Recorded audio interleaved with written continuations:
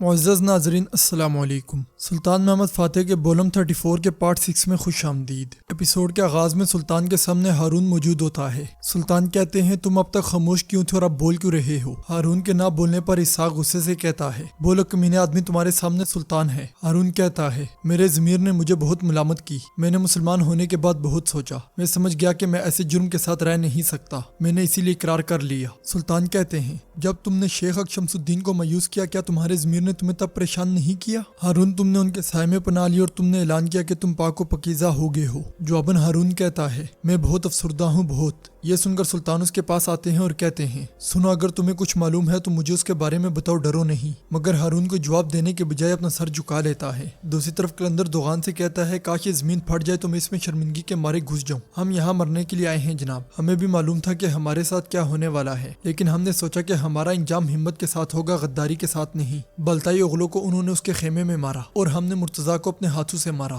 لیکن ہمارے خون کا حق بغیر کسی حساب کے ابھی تک باقی ہے۔ اس پر دوغان پوچھتا ہے پھر آپ کیا کرنا چاہیں گے؟ جواباً قلندر کہتا ہے میں انتقام چاہتا ہوں، نہ ہی اس سے کم نہ ہی اس سے زیادہ۔ یہ سن کر دوغان اس کا ہاتھ پکڑتے ہوئے کہتا ہے میں نے نہ سنا نہ دیکھا، جا کر اپنے دل کی پیروی کرو، جانسیریوں کا انتقام لو۔ دوغان کا حکم ملتے ہی قلندر وہاں سے چلا جاتا ہے۔ دوسری طرف زگنوس پاشا اور جندارلی فرانسسکو اور الوارو کے ساتھ بیٹھے کھانا کھا رہے ہوتے ہیں۔ جندارلی کہتا ہے خدا آپ کے رزق میں اضافہ کرے، مگر اب اپنے اصل موضوع کی طرف آتے ہیں۔ جو کچھ ہم نے سنا اس کے مطابق پلیتانو آپ کے پاس آیا اور آپ سے مدد طلب کی۔ فرانسسکو کہتا ہے جو آپ نے سنا وہ سچ ہے۔ جندارلی کہتا ہے سلطان محمد کا حکم ہے کہ کسی بھی طرح سے کوئی غلطی نہیں کرنی، ہمارے خلاف کچھ ہوا تو ہم دوسرے طریقے سے عیادت کے لیے آئیں گے، یہی وجہ ہے کہ اگر آپ اس جنگ میں غیر جانبدار رہیں تو آپ کی جان اور مال کو کوئی نقصان نہیں پہنچے گا۔ فرانسسکو کہتا ہے محمد کو یقین دلائیں کیونکہ ہم۔ جندارلی اس کی بات مکمل ہونے سے پہلے ہی کہتا ہے میرے خیال میں آپ کا مطلب سلطان محمد خان ہے فرانسسکو۔ یہ سن کر الوارو کہتا ہے فرانسسکو نہیں، ڈان فرانسسکو، میرے بھائی کی وفاداری اور اپنے سلطان کی عزت کو تم ہم سے اس طرح بات کرنے کا بہانہ نہیں بنا سکتے،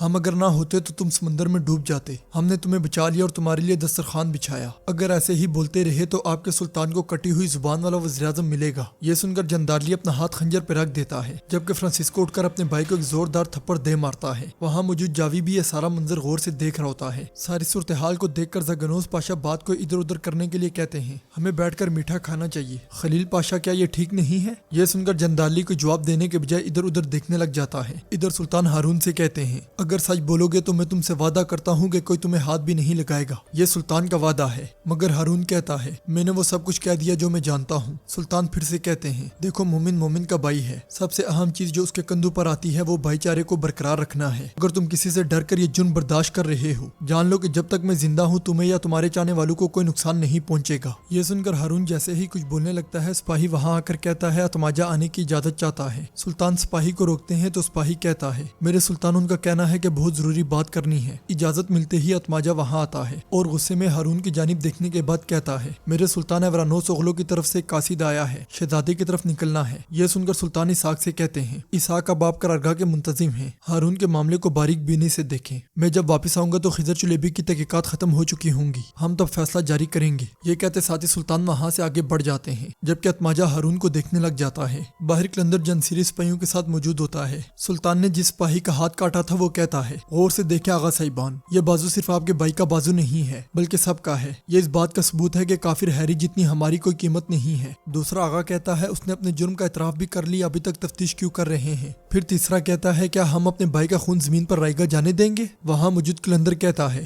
جانسیری کا ہر فرد ایک دوسرے کا بھائی ہے، ہم اگر بدلہ نہیں لیتے تو ہمارے مزید کتنے ہی بھائی مارے جائیں گے، ہم نہ اپنا خون اور نہ ہی اپنی عزت زمین پر رائے گا جانے دیں گے۔ اٹھایا ہوا ہاتھ اب سے ہمارا ہاتھ ہوگا اور کٹا ہوا بازو ان کا ہوگا، جو بھی مرد ہے میرے ساتھ ہے۔ یہ کہتے ساتھی قلندر بہت سے سپاہیوں کو لے کر آگے بڑھ جاتا ہے۔ دوسری طرف جاوی جندارلی کو اس کے کمرے میں لے کر جاتا ہے اور اس کی بہت ہی آؤ بھگت کرتا ہے۔ جندارلی کے چوغا اتارتے ہی وہ ادب سے اسے ایک طرف جا کر رکھ دیتا ہے۔ وہ تلوار کھولنے میں جیسے ہی جندارلی کی مدد کرنے لگتا ہے، جندارلی کہتا ہے میں اپنی تلوار کو خود سے جدا نہیں ہونے دیتا۔ جندارلی کے کام کاج میں مصروف ہوتے ہی وہ اس کے ہتھیار اٹھا کر چوغے کے پاس چلا جاتا ہے۔ جندارلی کی تلوار رکھنے کے بعد وہ اس کا خنجر اپنے چوغے میں چھپا لیتا ہے۔ زگنوس پاشا کے وہاں آتے ہی جاوی اجازت لے کر وہاں سے نکل جاتا ہے۔ زگنوس پاشا جندارلی سے کہتے ہیں خلیل پاشا یہ تم نے کیا کیا؟ سارا کام برباد کر دیا، ہمارے سلطان نے ہمیں فتح کے راستے پر ایک کا ہم فرض سونپا ہے، زیادہ محتاط رہنے میں فائدہ ہوگا۔ جواباً جندارلی کہتا ہے فتح ان 2 ڈاکو کے بغیر بھی مکمل ہو جائے گی زگنوس، فکر نہ کرو۔ زگنوس پاشا کہتے ہیں ہمیں دیر نہ ہو جائے، ہم فجر کے بعد فوراً نکلیں گے۔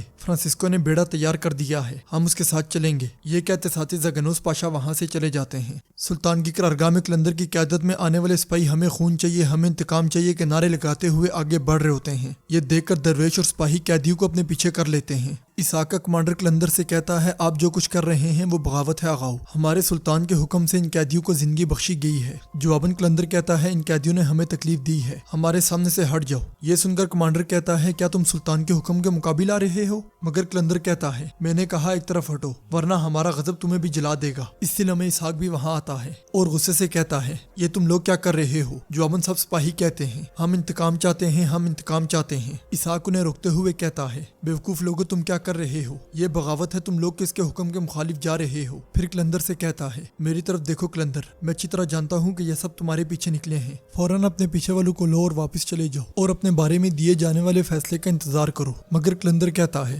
وہاں آپ جائیں، وہاں آپ کے پاس میدان ہے، پاشا اگر آپ روک سکتے ہیں تو ہمیں روک لیں۔ جواباً اسحاق کہتا ہے فیصلہ لیے بغیر کسی سے بات نہیں کی جائے گی۔ یہ سن کر قلندر کہتا ہے جب تک فیصلہ نہیں آتا اور اسے پھانسی نہیں دی جاتی ہم یہی ہیں، نہ ایک قدم آگے اور نہ ہی ایک قدم پیچھے۔ یہ صورتحال دیکھ کر اسحاق شدید غصے میں دوغان کے خیمے میں جاتا ہے اور کہتا ہے دوغان جانصیری بغاوت کر رہے ہیں، لشکر گاہ میں آگ لگی ہوئی ہے اور تم یہاں ایسے بیٹھے ہو؟ سلطان نے مجھے لشکر گاہ کا امین بنایا ہے، یا تو تم اس بغاوت کو روکو یا میں جو بغاوت کرے گا اس کا سر کاٹ دوں گا۔ دوغان اس کی جانب دیکھے بغیر کہتا ہے جاؤ اور بغاوت بند کرو اسحاق پاشا۔ یہ سن کر اسحاق کہتا ہے کیوں؟ دوغان آغا کیا تم یہاں کسی کام کے نہیں ہو؟ دوغان غصے سے کہتا ہے پاشا پاشا پاشا، پہلے لفظوں کو تولو پھر بولو۔ اسحاق پوچھتا ہے کیا تم جانصیری کے آغا نہیں ہو؟ یہ جانصیری تمہارے بچے نہیں ہیں یا وہ اب تمہاری بات نہیں سن رہے؟ یہ سن کر دوغان کھڑے ہو کر غصے سے کہتا ہے میں نے کل رات جس مرتضیٰ کو اپنے ہاتھوں سے مارا تھا وہ بھی میرا بیٹا تھا۔ جواباً اسحاق کہتا ہے اسی لیے اپنے بچوں کو آگ سے نکالو، وہ جلے نہ دوغان آغا۔ دوغان کہتا ہے میں اپنے خیمے میں ہوں،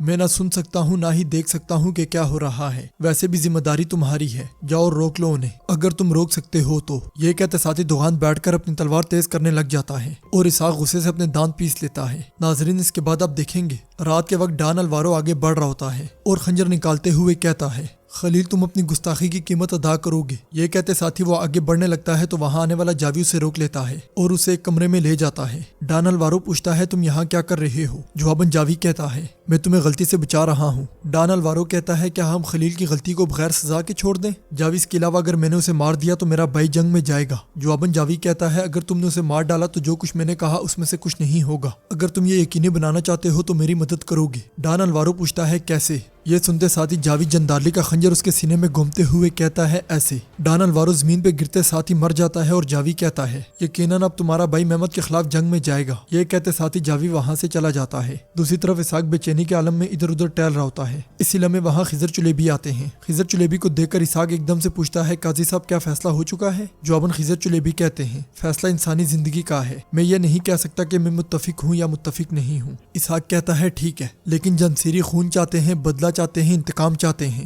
ہم ان کا کیا کریں گے؟ خضر چلیبی کہتے ہیں صبر کریں پاشا، سلطان کا فرمان سنے بغیر کسی انسان کی زندگی نہیں لی جائے گی۔ باہر سے جانصیریوں کی آوازیں آنے پر اسحاق کہتا ہے کیا آپ سن رہے ہیں؟ سنیں یہ آگ تب تک بڑھتی رہے گی جب تک کہ سلطان آ کر اپنی مرضی کا اعلان نہیں کر دیتے۔ ہزاروں جانیں اور ہزاروں بہادر مارے جائیں گے، فیصلہ دیا جائے قاضی صاحب، فیصلہ دیا جائے، یا ایک جان یا ہزار جان۔ محترم قاضی صاحب اگر اعتراف ہے تو حکم بھی ہے، فیصلہ سنائیں تاکہ وہ قیمت ادا کرے۔ ناظرین اس کے ساتھ ہی ایپیسوڈ کا اختتام ہوتا ہے۔ امید کرتے ہیں آپ کو ویڈیو پسند آئے گی۔ ویڈیو پسند آئے تو ویڈیو کو لائک کریں، چینل کو سبسکرائب کریں اور بیل آئیکن پر لازمی کلک کریں۔ ملتے ہیں انشاءاللہ اگلی ویڈیو میں۔ اللہ نگہبان۔